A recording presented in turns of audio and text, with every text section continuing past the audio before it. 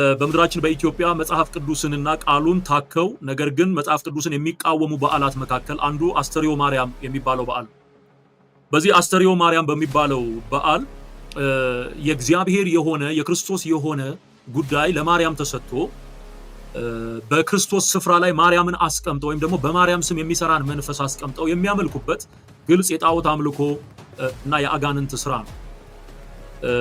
ታሪኩን በአጭሩ አስቀምጥላችኋለሁ። ለምንድነው አስተርዮ ማርያም ብለው የሚያከብሩት የሚለውን ማለት ነው። ከዛ ቀጥሎ ደግሞ መጽሐፍ ቅዱስን ለጥፋታቸው እንዴት እንደሚጠቅሱ አሳያችኋለሁ። አንተና የመቅደስ ታቦት የሚለውን ጥቅስ እንዴት አድርገው አጣመው እንደሚተረጉሙና እንደሚያስገቡ አሳያችኋለሁ።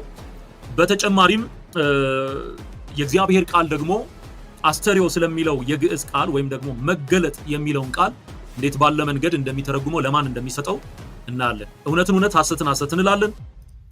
በእግዚአብሔር ዕውቀት ላይ የሚነሳውን ከፍ ያለውን ነገር ሁሉ እናፈርሳለን። ለክርስቶስም ለመታዘዝ አይምሮን ሁሉ እንማርካለን። መታዘዛችሁን በተፈጸመች ጊዜ አለመታዘዝን ሁሉ ልንበቀል ሃሌሉያ ተዘጋጅተናል ነው የሚለው። አለመታዘዝን ሁሉ ልንበቀል ተዘጋጅተናል።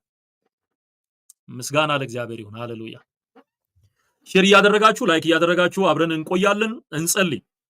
ቅዱስ አባት እግዚአብሔር ሆይ እናመሰግንሃለን። አንተ መልካም አምላክ ነህ። ጸጋህን ስላበዛህልን በአንድ ልጅ በኢየሱስ ክርስቶስ በማመን የዘላለምን ሕይወት እንድንኖር ስለረዳህን ተመስገን። በዚህም ዕለት እንዳስለመድከን ደግሞ የቃልህ ስልጣንና ኃይል እንዲገለጥ ያላመኑ እንዲያምኑ፣ ያመኑ እንዲጸኑ፣ የተከዙ እንዲጽናኑ በቃልህ ኃይልህን እንድትገልጥ አብረህን እንድትሆን በኢየሱስ ስም እንጸልያለን። የጠላት ሐሳብና አሰራር ሁሉ በኢየሱስ ክርስቶስ ስም የፈረሰ ይሁን። እቅዱን፣ ዓላማውን፣ ፕላኑን ሁሉ አፈረስኩኝ። የሚሰሙኝንም እኔንም በክርስቶስ ኢየሱስ ንጹሕ ደም በእምነት ሸፈንኩ። ሟርት፣ ጥንቆላ፣ ድግምት፣ አስማት፣ መተት በጌታ በኢየሱስ ክርስቶስ የስም ስልጣን ለዘላለም የፈረሰ ይሁን። እኛነታችንን ለአንተ እናስገዛለን በአንድ ልጅ በኢየሱስ ክርስቶስ ስም አሜን። እንግዲህ አስተርዮ ማርያም የሚለው ክብረ በዓል የጣዖት አምልኮ ነው፣ የአጋንንት አምልኮ ነው። ለምን ትላላችሁ? ይሄ እኮ የማርያምን ሞት የምናስብበት ቀን ነው የሚሉ ወገኖች አሉ።